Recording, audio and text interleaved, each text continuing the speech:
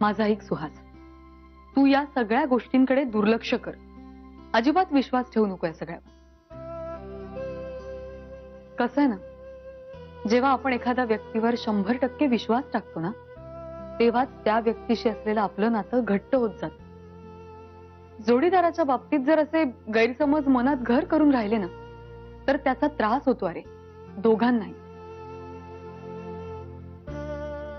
आणि एवढं करून नातं टिकवून जरी ठेवलं ना, तरी त्याचा पुढे जाऊन फक्त सहवास होतो, संसार होत नाही. बरोबर आहे तुझं. थँक्स मंजिरी. तुझ्या या बोलण्याने माझ्या मनातलं गैरसमजुतीचं मळप दूर झालं. नाही, आता मी या सगळ्या गोष्टींकडे दुर्लक्षच करत जाईन. डोंट वरी. अरे हो, आपली मधुरा इथे कोल्हापुरातच राहते ना? मग नाही, इतक्या वेळेला मी कोल्हापुरात येऊन गेलो, तिच्याकडे एकदाही गेलेलो नाहीये. तिला जर कळलं ना मी इथे येऊन जातो, तर जीव घेईल माझा. प्रश्नच नाहीये. आता जाता जाता तिला भेटून जा, तिला काय आनंदच होणार आहे. बरं तू बस, मी खायला घेऊन येते काहीतरी. आले.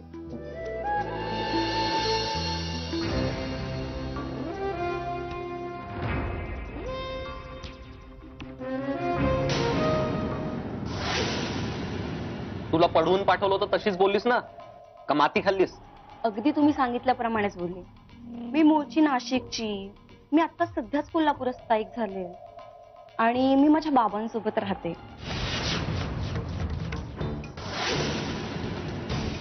ए बाई, आता हे बाबा कुठून आणलेस बरेच? तुला सांगितलं होतं ना काकांसोबत राहते म्हणून सांगायचं. सॉरी मॅडम, ते चुकून इथेच गोंधळ झाला नेमका. गोंधळ काय गोंधळ? तुझा हा गोंधळ आम्हाला महागात पडू शकतो, कळलं ना? अरे आशिष, पण आता काय करायचं? It's okay.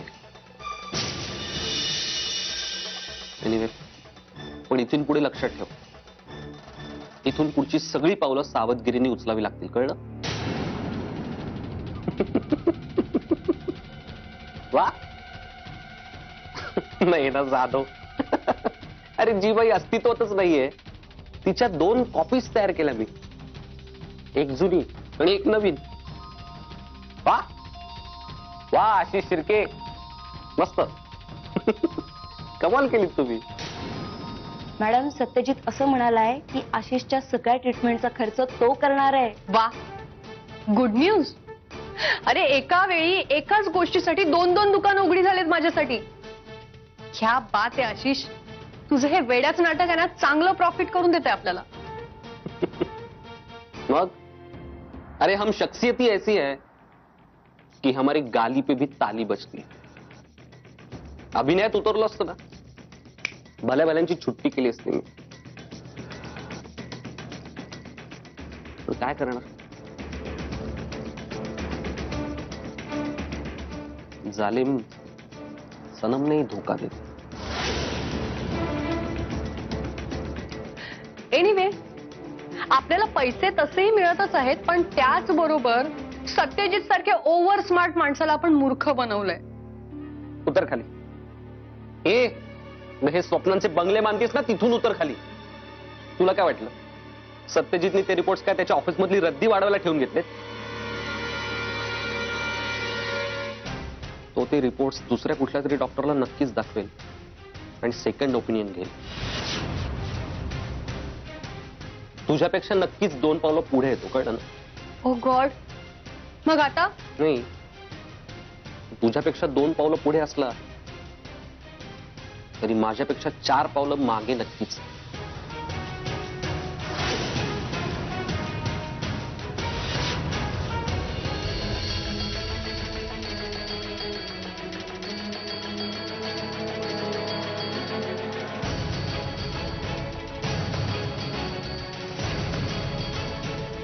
मिस्टर मुधोळकर, हे रिपोर्ट्स पाहता हे स्पष्टपणे दिसून येते, हे रिपोर्ट्स ज्या व्यक्तीचे आहेत ती व्यक्ती खरोखरच ॲक्यूट डिप्रेशनची पेशंट आहे. कोण करते ह्यांची treatment? Doctor Pathak. Doctor Pathak? कोण डॉक्टर पाठक? म्हणजे ह्यापूर्वी ह्यांचं कधी नाव ऐकलं नाही. एनिवेज, तुम्हाला असं वाटतंय का ह्यांची ट्रीटमेंट मी करावी? नाही नाही, म्हणजे कसं आहे, डॉक्टर पाठक ट्रीटमेंट करतायत. मी ऍक्च्युली सेकंड ओपिनियन साठीच तुम्हाला कन्सल्ट केलं होतं आणि तुम्ही वेळात वेळ काढून इथे आलात. So grateful. Thank you so much. Thank you very much sir. Satyajit, या सगळ्याची खरंच गरज आहे? गरज आहे. आपल्याकडून जर एखाद्या माणसाला मदत होत असेल तर ती करावी, नाही का? पुण्य मिळतं. पण तो कोणी आशिष असेल तरी? तो जर आशिष असेल तर जास्त पुण्य मिळतं. पुण्य? तू कधीपासून पाप पुण्याच्या गोष्टी करायला लागला सत्यजित? नाही, तू खरंच बदललायस. कोणामुळे ते तुलाही माहिती आहे.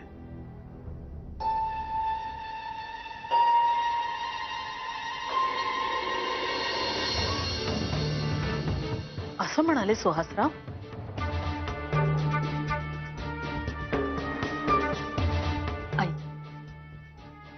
आई प्लीज तुम्ही या सगळ्या गोष्टींचं अजिबात टेन्शन घेऊ नका.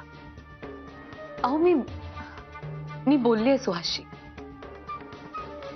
त्याला सांगितलंय मी, या अशा निनावी फोन कॉल्सना आपण किंमतच द्यायची नसते. आता आपण आपल्या माणसांवर विश्वास ठेवणार नाही तर मग कोणावर ठेवणार? आणि त्याला पटलंय माझं बोलणं. हो मंजिरी, पण हे सगळं केलंय कुणी? आई, आता कोल्हापुरात यांचे हितशत्रू काय कमी आहेत का? त्यांच्याच पैकी कोणीतरी केलं असेल हे. कदाचित दादा होळकर सुद्धा असू शकेल. असेल, दादा होळकरनी सुद्धा केलं असेल. पण प्रश्न हा आहे की आपल्या घरातल्या गोष्टी त्याला कळतात कशा? प्रियाचं लग्न ठरलं हे घराबाहेर गेलं कसं? याचा अर्थ असा की आपल्या घरातच असं कुणीतरी आहे जे या सगळ्या गोष्टी घराबाहेर इतरांना पुरवत आहे. आई, तुम्ही नका त्रास करून घेऊ या सगळ्या गोष्टींचा स्वतःला. आणि आपल्या प्रियाचं सगळं व्यवस्थित होणार आहे, बघा तुम्ही. हे तर होईलच, पण याकडे दुर्लक्ष करून चालणार नाही मला. आलेच. प्रिया,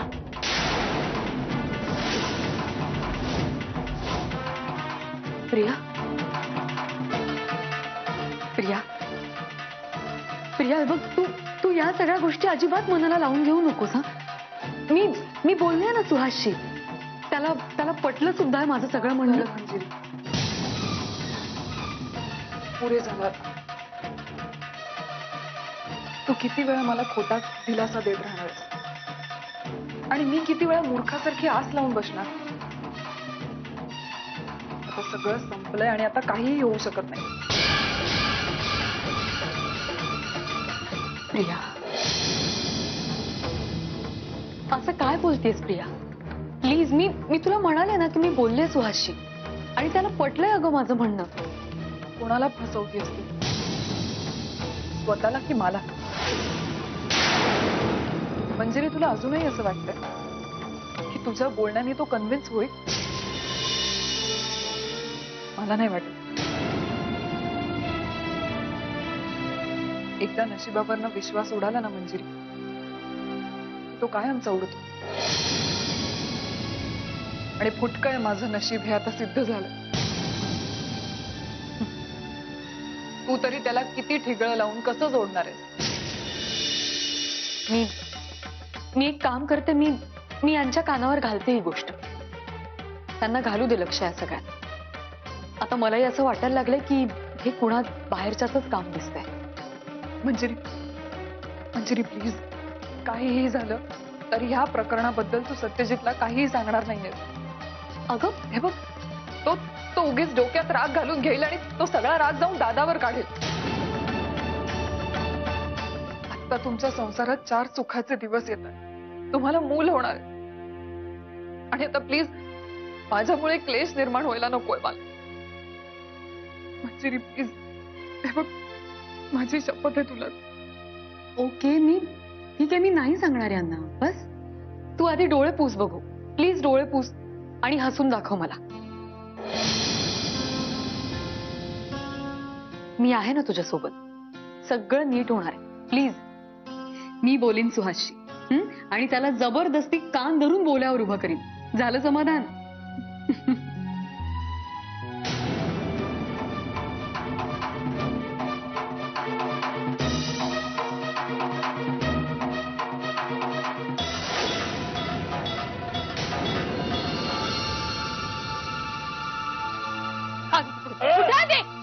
काय काय काय अशी काही गडबड बरी नव. अगं थकलेलं हाड आहे, काटकून मोडेल काटकिवाने.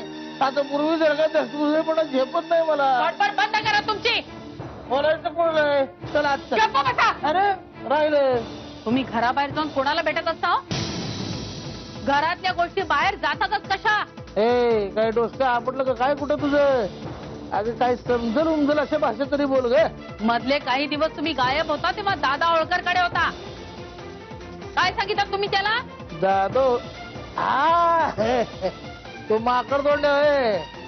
पुढाऱ्यावर कापड घालून झोपते हो.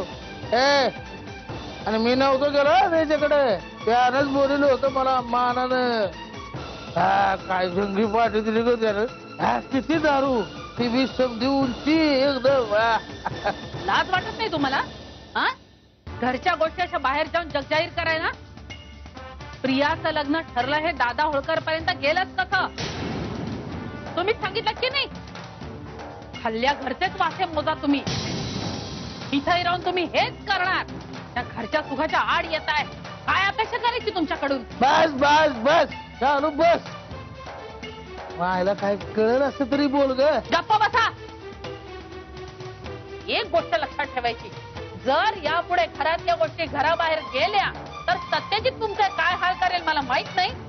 मी मात्र तुमचं थोबाड फोडून ठेवी ना. हा. आणि त्यावेळेला संस्कार आणि शिकवणातल्या गोष्टी येणार नाहीत माझ्या समोर. तुमची बायको आहे हे सुद्धा विसरून जाईन मी. कळलं? मायला ही बाई काय बोलली ते काय बी कळलं नाही. पण एक गोष्ट मात्र कळली, भविष्यात ही कधी ना कधीतरी माझ्या मुस्कळात येणार. सत्यजितराव वा काय पण तयार केलंय आयशीला. वा सो आता आभार मान माझे. कशाबद्दल ग? कशाबद्दल? तर दादा होळकरच्या घरी जाऊन तुझी जी काय पाठराखण करून आली ना त्याच्याबद्दल. धुळवडीच्या दिवशी जे काही रंग उधळलेत ते मला निस्तरावे लागलेत आज जाऊन. मग त्या दिवशी मी सोबत बोलवत होते तर नाही म्हणालीस आणि आज एकटी जाऊन आलीस. काय हाऊस नव्हती आली मला स्वतःहून जायची. त्यांनी फोन केला होता, जाणं भाग होतं. अगं पण त्या दिवशी मी होते ना तुझ्या बरोबर. दोघी गेलो असतो ना. अगं तो तुझा गावठी हिरो काय हळदी कुंकू लावून ओट्या भरणार होता का आपल्या एकत्र गेल्यावर? प्रतापच एवढे मोठे करून ठेवलेत आपण की शेवटी सेटलमेंट करायला मलाच जावं लागलं ना दादा होळकरकडे. आता एक गोष्ट कायम लक्षात ठेवायची, माझ्याशी ना शिस्तीत राहायचं कायम. मग आता मी काय करू? हत्तीवरनं तुझी मिरवणूक काढू का अख्ख्या गावाला साखर वाटू? नाही नाही, ते जमणारच नाही तुला. जे की खरं तर तू केलं पाहिजेस, पण तरी सद्य परिस्थितीत फक्त माझ्याशी नीट वाग आणि मला माझा योग्य तो मान दे बस. सुखी राहा बालिके. चल काय चल. मधुरा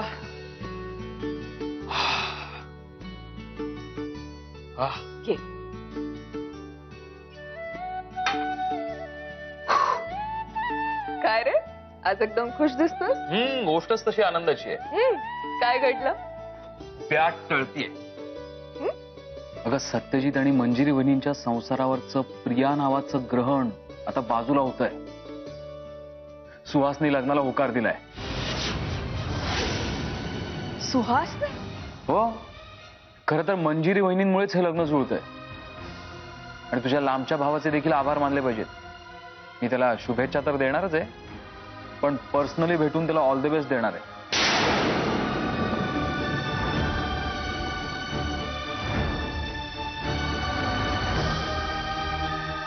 मधुरा, तुला आनंद झालेला दिसत नाहीये का? मैत्रीण दूर जाते म्हणून वाईट वाटतं? हा प्लीज विहंग. मॉन मी गंमत केली.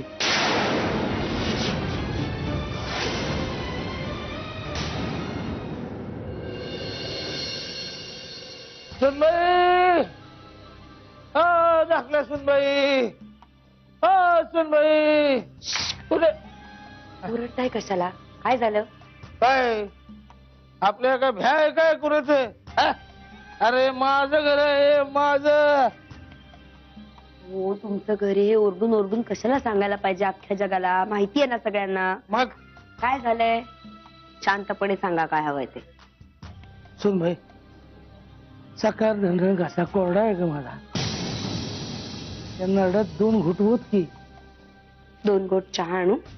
त्या त्या वक्ताला माझ्या बाण तरी चहा घेतला होता का कधी? ते थोरल्या सुनबाईवानी येड्यागत बोलू नकोस. चहा नाही नव्हे, चहा नाही परमान वाघ. जा 2 घोट घेऊन ये. जा जा. इथे बसून पिणार आहात का? हा नाही ना? आउट हाऊस मध्ये जाऊन बसा, मी तिथे व्यवस्था करते तुमची. चालेल.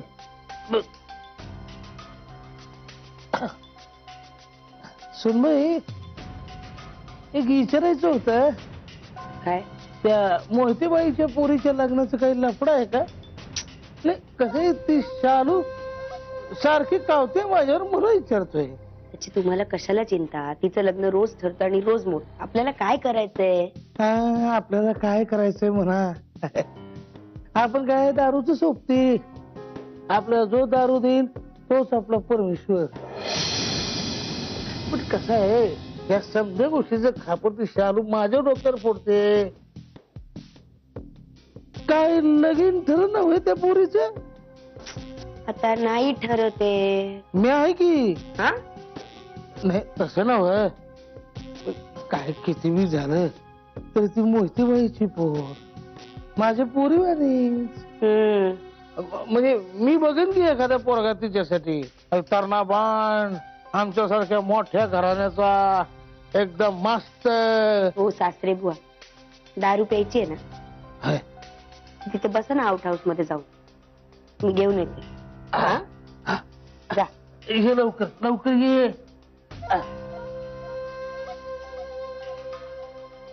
खानदानी म्हण, खायला नाही दाना मला बाजीराव म्हण. मगाशी मी काही बोलले नाही विहंग, पण खरं सांगू, सुहासचं प्रियाशी लग्न ठरतंय हेच मला मुळात मान्य नाही. मधुरा, सत्यजित आणि मंजिरी वहिनींच्या आयुष्यातून ती निघून जाते हा विचार कर ना. हो, पण ती कायमची निघून जाण्यासाठी सुहासला आयुष्यभर दुःखी करायचं हा उपाय नाही ना असू शकत.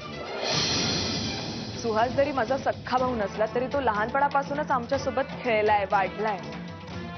त्यामुळे त्याचं भलं व्हावं, तो आनंदी राहावा अशी माझी इच्छा असणारच. आणि प्रियासोबत लग्न करून त्याच्या वाट्याला फक्त दुःखच येणार. मधुरा, मला कळतंय तुझ्या भाऊ.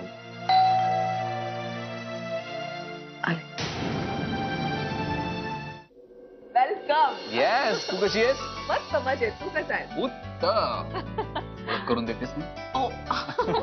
विहंग हा सुहास. सुहास विहंग. हॅलो भाऊजी. हेच ना ते तुला पळवून घेऊन गेले ते? काय भाऊजी, हिंदी फिल्म सारखं लग्न केलं तुम्ही. आम्हाला कोणाला बोलवलं सुद्धा नाही. हो, जसं काय तू मोठा येणारच होतास ना US वरून इथे. तू बोलवलंस का? बर बस. आणि आता आलायस ना तर जेवूनच जा. हे मधुरा, जेवणाचं नको. काय आहे ना, माझा आधीच मित्रांबरोबर प्लॅन ठरलाय. हा, तेव्हा जेवणाचं राहू दे. अरे असं कसं? एक तर तू पहिल्यांदा आमच्याकडे आलायस आणि आता जेवल्याशिवाय तुला कसं पाठवणार आम्ही? अगं मी येईन ना परत. 100% खास जेवणासाठी परत येईन. हा, पण आता नको. बाय द वे, मी आत्ता कशासाठी आलोय माहितीये का? लाईक सॉलिड सरप्राईज द्यायचंय मला. मला माहितीये तुझं सरप्राईज. त्या म्हणजे मंजिरीने तुला आधीच सांगून टाकलं. नाही, दीने नाही, विहंगानेच सांगितलं. काय मग कसं काय वाटलं माझं सरप्राईज? तुझ्या सरप्राईज बद्दल मी काही न बोललेलंच बरं. विहंग प्लीज. काय झालं मधुरा? असं का बोलतेस? तुला काही ऑब्जेक्शन आहे का? ऑब्जेक्शन? माझं ऐकशील तर तू प्रियाशी लग्न करू नकोस.